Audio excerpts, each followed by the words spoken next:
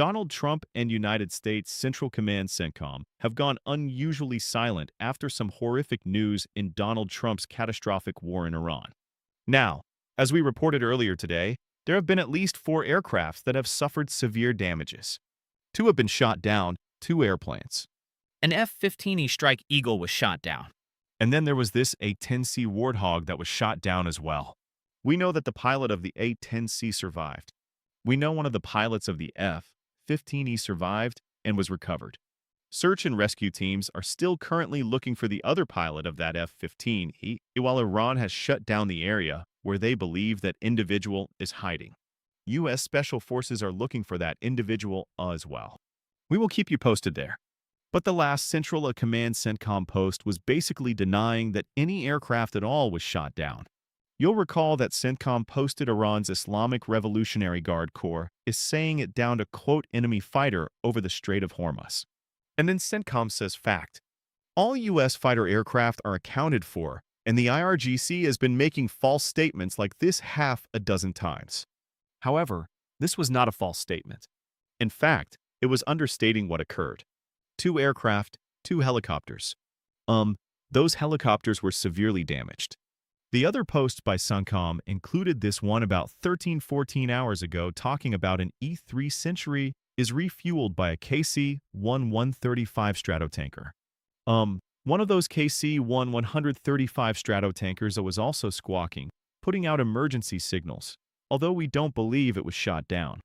Remember a prior KC-135 crashed a few weeks back, killing all on board.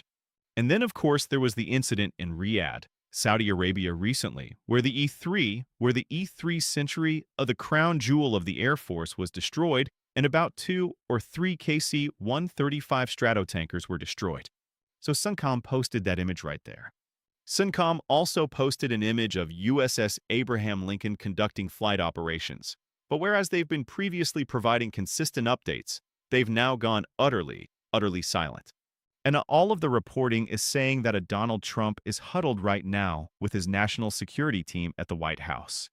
Earlier today, as we reported, they were blasting God Bless America at the highest possible volume while these incidents were being reported. It was a quite deranged thing to observe and also to report on.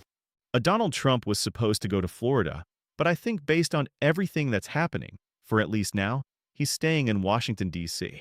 He's apparently in the Oval Dining Room receiving updates blasting God Bless America right now. As noted before, Iran's IRGC has closed off a portion of southwest Iran hunting for this American pilot, who ejected from the F-15E. We will keep you posted on what is going there. We know despite extensive U.S. efforts using jets, helicopters, and surveillance drones, no success has been reported identifying the other pilot. One pilot was received by U.S. Special Forces.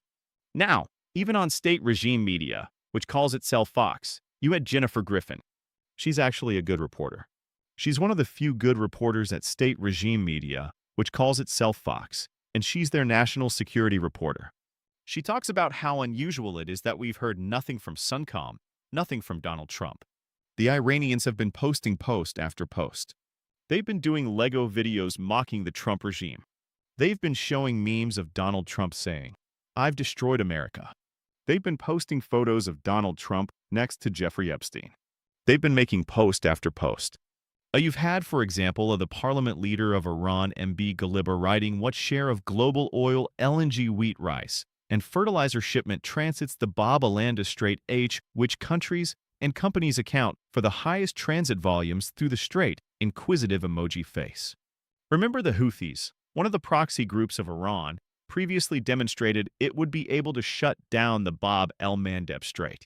That's in the Red Sea, right? The Strait of Hormuz is already under the iron fist of Iran. Remember what we've been saying for multiple weeks now. If Iran activates the Houthis in the Red Sea, the Houthis control much of Yemen.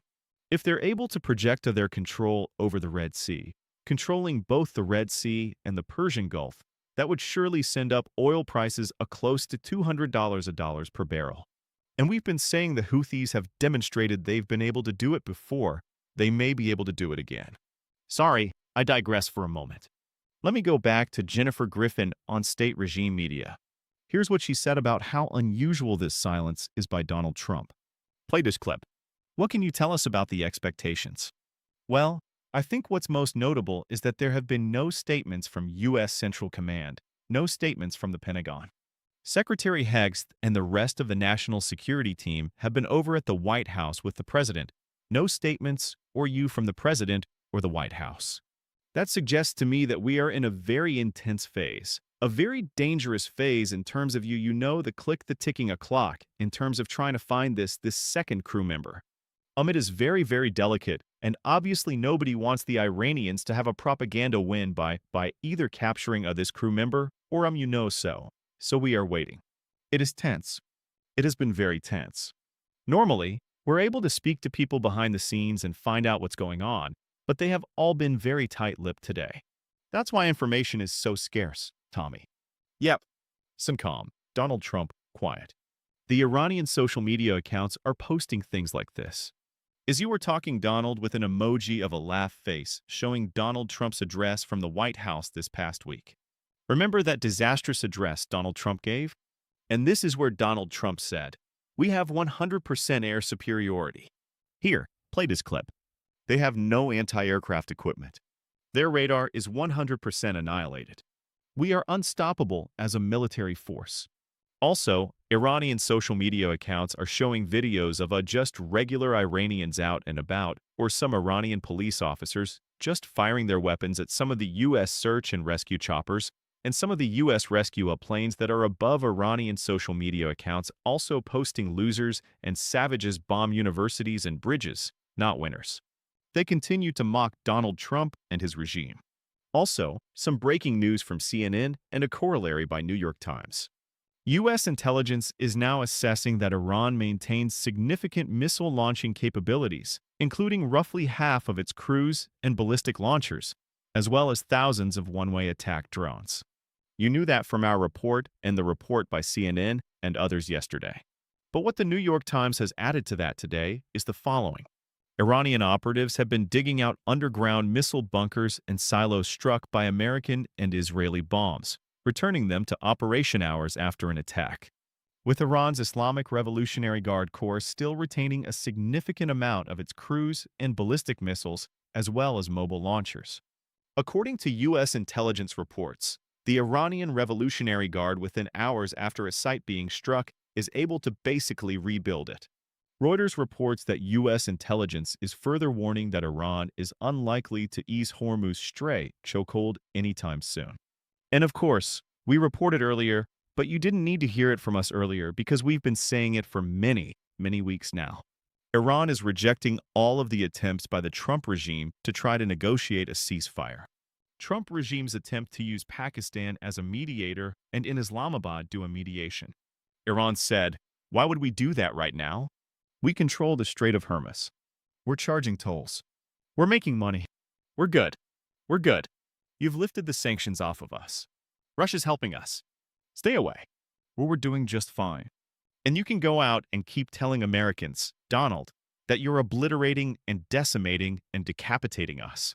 Keep saying that as more American planes and helicopters are getting shot down or seriously injured."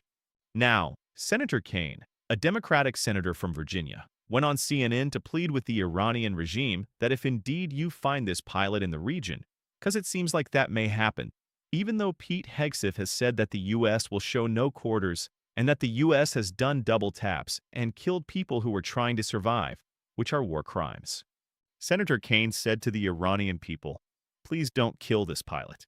Please, let's try to negotiate and figure something out."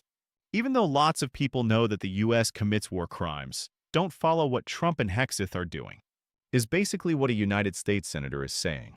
I mean, truly remarkable historical moment, right?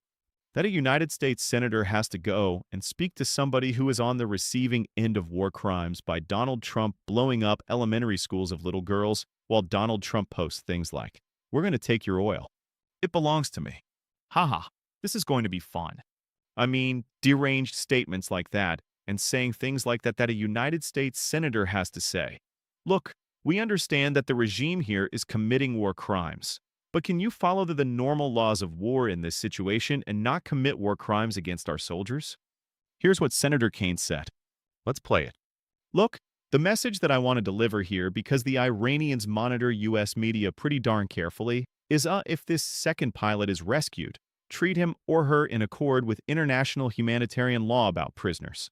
Many are making the case that the U.S. actions to strike downed survivors of attacks in the Caribbean or Pacific or the striking of civilian infrastructure in Iran. Many are making the case that that is a violation of international law. And if Iran shows that it will follow international humanitarian law in the treatment of this pilot, should they seize him, that would be a very strong statement that we ought to always follow rules, especially with respect to survivors of attacks like this. And I'm praying for this individual and their family. There you have it, folks. We're going to keep you posted every step of the way. As always, hit subscribe. Help us get to 7 million subscribers. We appreciate you. You may think you're subscribed, but you may not actually be subscribed. So double check and hit subscribe. Thanks for watching. Love this video? Support independent media and unlock exclusive content. Add free videos and custom emojis by becoming a paid member of our YouTube channel today. You can also gift memberships to others. Let's keep growing together.